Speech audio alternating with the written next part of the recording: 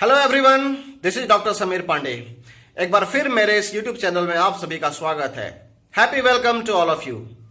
एक बार मेरे गुरुजी ने बताया था कि बच्चे, यदि मैथमेटिक्स से डर के भागोगे तो मैथमेटिक्स खूब भगाएगा, खूब दौड़ाएगा, लेकिन यदि मैथमेटिक्स के सामने डट कर खड़े हो जाओ तो मैथमेटिक्स भागने लगेगा, मतलब प्रॉब्लम सॉल्व होने लगेगा। ओके, सो यदि मैथमेटिक्स को जानना है, समझना है, खेलना है, सीखना है मैथमेटिक्स के साथ, तो उसके सामने डट कर खड़े हो जाओ, मुकाबला करो, देखो मैथमेटिक्स भागने लगेगा और मैथमेटिक्स आप सबको इजी लगने लगेगा।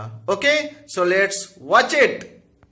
वेल दोस्तों, आज हम मैट्रिक्स का नेक्स्ट पार्ट हम लोग पढ़ने वाले हैं, इनवॉल्यूटरी मैट्रिक्स। इनवॉल्यूटरी मैट्रिक्स क्या हुआ कि किसी भी स्क्वायर मैट्रिक्स को हम यदि दो बार मल्टीप्लाई करेंगे तो वो यदि वो आइडेंटिटी बन जाता है तो उसे हम इनवॉल्यूटरी मैट्रिक्स बोलते हैं। जैसे फॉर एग्जांपल मैंने यहाँ पे लिया हुआ है कि ये कोई मैट्रिक्स है, आप घर में देख सकते हो चेक करके कि यदि इसको हम दो बार मल्टीप्लाई करेंगे तो ये क्या बन जाता है, आइडेंटिटी मैट्रिक्स। तो ऐसे मैट्रिक्स को हम क्या बोलेंगे, इनवॉल्यूटरी मैट्रिक्स। नेक्स्ट है पीरियोडिक मैट्रिक्स। पीरियोडिक मैट्रिक्स जैसा कि नाम से ही पता चल रहा है कि किसी भी मैट्रिक्स को हम यदि जितनी बार मल्टीप्लाई करेंगे और वापस वही मैट्रिक्स मिल जाता है तो ऐसे मैट्रिक्स को हम पीरियोडिक मैट्रिक्स बोलते हैं। पीरियोडिसिटी का जो सिंपल कंसेप्ट है दोस्तों वही है, क्योंकि वो रिपीट करता है। पीरियड का मतलब ही होता है रिपीट करना, यानी कि जितने टर्म्स में जितनी बार वो रिपीट करेगा उसे हम पीरियड बोलते हैं। और ऑफकोर्स यदि के पीरियड है तो वो लिस्ट है जो उतने बार मल्टीप्लाई करने के बाद वो वापस ए बन जाता है। ट्रांसपोज ऑफ मैट्रिक्स, ये मैट्रिक्स चैप्टर का बहुत ही इंपॉर्टेंट पार्ट है दोस्तों। ट्रांसपोज क्या है, बहुत आसान है। कोई भी मैट्रिक्स है, रो को कॉलन और कॉलन को रो बना देना है, interchanging rows and column, that is called transpose of matrix. जैसे मैंने एग्जांपल लिया हुआ है 1 2 3 4 5 6, आप इसका ट्रांसपोज कर दोगे तो ये कितना था, ये 2/3 का ऑर्डर का मैट्रिक्स है, ये 3/2 का ऑर्डर का मैट्रिक्स बन गया, क्योंकि रो कॉलन बन गया, कॉलन रो बन गया। इसकी कुछ प्रॉपर्टीज हैं, ए ट्रांसपोज का ट्रांसपोज इक्वल टू ए, यदि एक है उसका हम ट्रांसपोज लेंगे, वापस ट्रांसपोज लेंगे तो वापस वो ए बन जाता है। कोई भी नंबर हम मल्टीप्लाई करेंगे तो ऑफकोर्स कोई ट्रांसपोजिशन में कोई चेंज होगी नहीं, प्लस माइनस करेंगे तो उसमें भी वही चीज रहेगा। हाँ, यहाँ पे इंपॉर्टेंट है कि यदि हम मल्टीप्लाई करके ट्रांसपोज लेंगे तो क्या होगा, यानी कि जो सेकंड मैट्रिक्स है वो पहले आ जाएगा, यानी B transpose A B transpose equal to B transpose into A transpose. Next part है सिमेट्रिक एंड स्क्यू सिमेट्रिक, ये भी बहुत इंपॉर्टेंट है। If A is a square matrix and A transpose equal to A, यानी transpose करने के बाद वो वापस वही बन जाता है तो उसे हम सिमेट्रिक बोलेंगे, और A transpose equal to minus A बन जाता है तो उसे हम स्क्यू सिमेट्रिक बोलेंगे। जैसे फॉर एग्जांपल मैंने लिया हुआ है कि ये कोई मैट्रिक्स है, मैंने इसका ट्रांसपोज लिया, आप देख सकते हो, तो वापस ये ए बन गया, तो ये क्या बन जाएगा, सिमेट्रिक मैट्रिक्स। और सेकंड में यदि ये कोई मैट्रिक्स है, इसको हम ट्रांसपोज लिए और ये माइनस वही मैट्रिक्स आ गया, बी माइनस बी आ गया, तो इसको हम बोलते हैं स्क्यू सिमेट्रिक मैट्रिक्स। है ना आसान दोस्तों, आप घर में इसे प्रैक्टिस करके देख सकते हो, चेक कर सकते हो। Okay, now next part is, बहुत इंपॉर्टेंट पार्ट है कि every square matrix can be uniquely expressed as the sum of symmetric and skew symmetric matrix। ये बहुत इंपॉर्टेंट है दोस्तों, एग्जाम में भी आया हुआ है, इंजीनियरिंग के एग्जाम्स में, कि कोई भी स्क्वायर मैट्रिक्स है उसको हम सिमेट्रिक और स्क्यू सिमेट्रिक के फॉर्म में एक्सप्रेस कर सकते हैं। जैसे एग्जांपल मैंने लिया हुआ है, मैंने प्रूफ बताया हुआ है यहाँ पे कि ए को हम लिख सकते हैं ना 1/2 इंटू 2a, 2a है उसको हम a प्लस ए लिख सकते हैं, उसमें हम a ट्रांसपोज को प्लस और माइनस कर सकते हैं, उसके बाद इसको सेपरेटली आप अलग कर सकते हो और घर में आप चेक कर सकते हो। मैं आपको होमवर्क दे रहा हूं कि आप चेक करके बताओगे कि ये सिमेट्रिक हुआ और ये इसके सिमेट्रिक कैसे हुआ। ओके दोस्तों, नाउ ऑर्थोगोनल मैट्रिक्स क्या हुआ कि if A is a square matrix then a into A transpose, यदि a को हम उसके ट्रांसपोज के साथ मल्टीप्लाई करते हैं और यदि आइडेंटिटी आ जाता है, that is called orthogonal matrix. और इसका सबसे इंपॉर्टेंट प्रॉपर्टी क्या है कि यदि A and B are orthogonal then उसके प्रोडक्ट भी ऑर्थोगोनल होगा। दोस्तों ये ऑब्जेक्टिव में पूछा जाता है और कई बार कभी कभी कॉम्पिटिटिव एग्जाम्स में भी पूछा जाता है। ओके, नाउ कॉम्प्लेक्स नंबर का यहाँ पे कुछ एप्लीकेशन मैंने बताया हुआ है कि जैसे कंजुगेट का, जैसे मान लेते हैं कोई z कोई कॉम्प्लेक्स नंबर है तो उसका कंजुगेट क्या होता है दोस्तों, आप रिमाइंड करो, याद करो, i को माइनस आई से रिप्लेस करते हैं तो z bar that is a minus I भी बन जाता है। In the same way complex conjugate of A matrix, यानी कि जो मैट्रिक्स है उसके एलिमेंट्स कॉम्प्लेक्स नंबर हैं तो उसके सारे को हम जब कंजुगेट लेते हैं तो वो a bar a complex conjugate बन जाता है। ओके, अब कंजुगेट पे यदि हम ट्रांसपोज लेते हैं तो क्या होगा दोस्तों, पहले हम कंजुगेट लिए फिर ट्रांसपोज ले लिए, जैसा कि मैंने एग्जांपल में बताया हुआ है कि 1 + i 2, 2 + i 3 - i। तो इसका कंजुगेट क्या हो जाएगा, सबको i को -i से रिप्लेस कर दिया मैंने, फिर उसका हमने ट्रांसपोज ले लिया।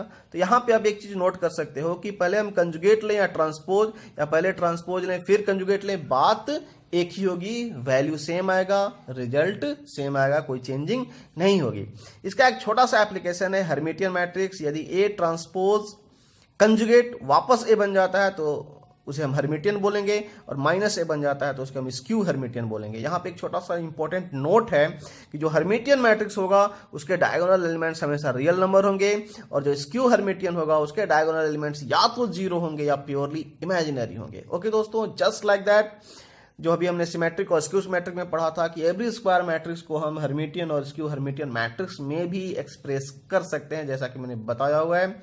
Okay, the unitary matrix just like orthogonal की A into transpose conjugate must be identity, यदि ऐसा होता है तो ये यूनिटरी मैट्रिक्स कहलाता है दोस्तों। Okay, now next part is adjoint of a square matrix. ये बहुत इंपॉर्टेंट पार्ट है दोस्तों मैट्रिक्स का, क्योंकि इसका एप्लीकेशन बहुत ज्यादा होता है मैट्रिक्स में।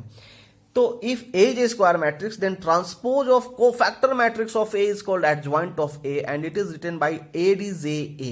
दोस्तों कोफैक्टर मैट्रिक्स याद होगा, मैंने डिटर्मिनेंट वाले चैप्टर में बताया हुआ है, अच्छे से समझाया हुआ है, लेकिन फिर भी एक छोटा सा एग्जांपल मैं आपको दे देता हूं, यहाँ पे बता देता हूं कोफैक्टर के बारे में। तो एडजॉइंट का डेफिनेशन क्या हुआ, कोफैक्टर मैट्रिक्स को ट्रांसपोज ले लेते हैं तो वो एडजॉइंट बन जाता है। अब कोफैक्टर मैट्रिक्स का नटसेल में मैंने कुछ एग्जांपल बताया हुआ है। कोफैक्टर मैट्रिक्स हम कैसे निकालते हैं, किसी भी एलिमेंट का, जैसे सपोज aij, तो ith row and jth column को हम क्रॉस कर देते हैं, एलिमिनेट कर देते हैं, जो बच गया उसका डिटर्मिनेंट निकाल देते हैं, और उसके बाद साइन जो लेते हैं, जैसे aij -1 to the power i plus j into d। d क्या है, जो डिटर्मिनेंट हमने निकाला हुआ है। ओके दोस्तों, जिसे हम माइनस भी बोल सकते हो, आपको याद होगा इसे हमने माइनस का नाम दिया था। तो d यानी -1 to the power i plus j even होगा तो उसका वैल्यू d हो जाएगा, और i plus j यदि ऑड होगा तो उसका वैल्यू -d होगा। ऑफ कोर्स इवन होगा तो प्लस, ऑड होगा तो माइनस। एक छोटा सा एग्जांपल मैंने लिया हुआ है, 1 2 3 -1 0 2 3 1 4, कोफैक्टर ऑफ a13। a13 मतलब क्या हुआ दोस्तों, first row third column, first row third column यानी 3 का कोफैक्टर हम निकाल रहे हैं। तो of course -1 to the power 1 plus 3, और 3 बच गया, ये -1 0 3 1, तो इसका कोफैक्टर ऑफ कोर्स ये 1 + 3 4, ये प्लस हो जाएगा, that is -1।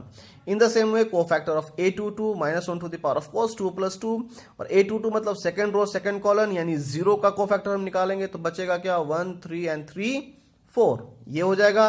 And cofactors of a32 मतलब third row second column. Okay दोस्तों, थर्ड रो सेकंड कॉलम यानी 1 का कोफैक्टर -1 to the power 3 + 2, ये साइन स्कीम मैंने बताया हुआ था, आप लोगों को याद होगा। तो इसका जो नंबर बच गया वो क्या बचा, 1 3 एंड -1 2, इसका सिंपल सा आप कोफैक्टर निकाल सकते हो। ओके दोस्तों, नाउ फॉर 2x2 मैट्रिक्स कि ये बहुत इंपॉर्टेंट पार्ट है कि 2x2 मैट्रिक्स का कोफैक्टर कैसे निकालना। तो इसको बहुत ही आसान है दोस्तों, a1 का कोफैक्टर b2 हो जाएगा और b2 का कोफैक्टर a1 हो जाएगा, बस ये याद रखना है। और उसके जो एंटी डायगोनल हैं, b1 का कोफैक्टर -a2 और a2 का कोफैक्टर -b1, बस इसे याद रखने की जरूरत है, छोटा सा। ओके दोस्तों, नाउ नेक्स्ट पार्ट जो है हमारा, एक मैंने एग्जांपल लिया हुआ है, find the adjoint of a। Okay दोस्तों, अब एडजॉइंट ऑफ ए को निकालने का एक छोटा सा एग्जांपल मैंने लिया हुआ है, जिसे हम आसानी से समझ सकते हैं कि एडजॉइंट ऑफ ए कैसे निकलता है।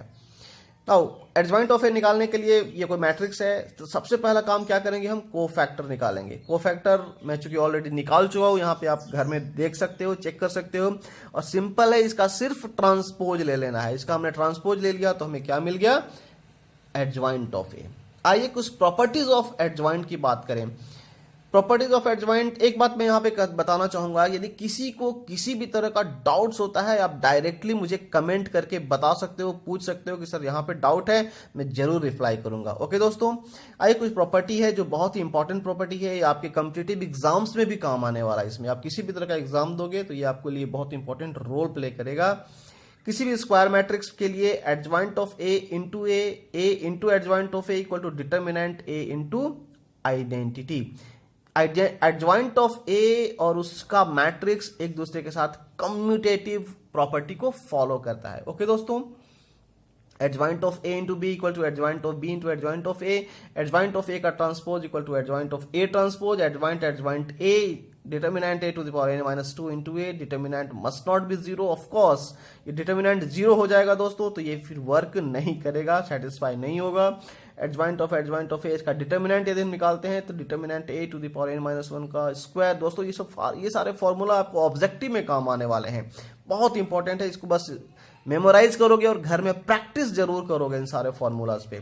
Adjoint of a diagonal matrix is a diagonal matrix. दोस्तों ये बहुत इंपॉर्टेंट है, ऑब्जेक्टिव में कई बार पूछा जा चुका है। एक छोटा सा एग्जांपल, डिटर्मिनेंट ऑफ ए यदि जीरो होता है तो उसे सिंगुलर मैट्रिक्स बोलते हैं, नॉन जीरो होता है तो नॉन सिंगुलर मैट्रिक्स बोलते हैं। Determinant of adjoint of A is determinant A to the power n minus 1। ये बहुत इंपॉर्टेंट है, इसको आप लोग घर में प्रैक्टिस जरूर करोगे। ओके दोस्तों, एक छोटा सा एग्जांपल मैंने लिया हुआ है, यदि ए कोई मैट्रिक्स है तो एडजॉइंट ऑफ ए कैसे निकालते हैं। तो सबसे पहला काम क्या करेंगे, जैसा कि मैंने फॉर्मूला में बताया हुआ कि एडजॉइंट ऑफ ए का वैल्यू क्या होता है, determinant A to the power n minus 2 into A, यानी कि सबसे आसान है कि इसका डिटर्मिनेंट निकाल लेना। इस मैट्रिक्स का डिटर्मिनेंट 1 हुआ, नॉन जीरो, फॉर्मूला में हमने पुट किया, determinant A 1 to the power 3 minus 2, ये n क्या है दोस्तों, ऑर्डर है उस मैट्रिक्स का, दैट इज 3, तो 3 माइनस 2 दैट इज ए, यानी एडजॉइंट ऑफ ए इस पर्टिकुलर प्रॉब्लम के लिए वापस वही मैट्रिक्स बन गया।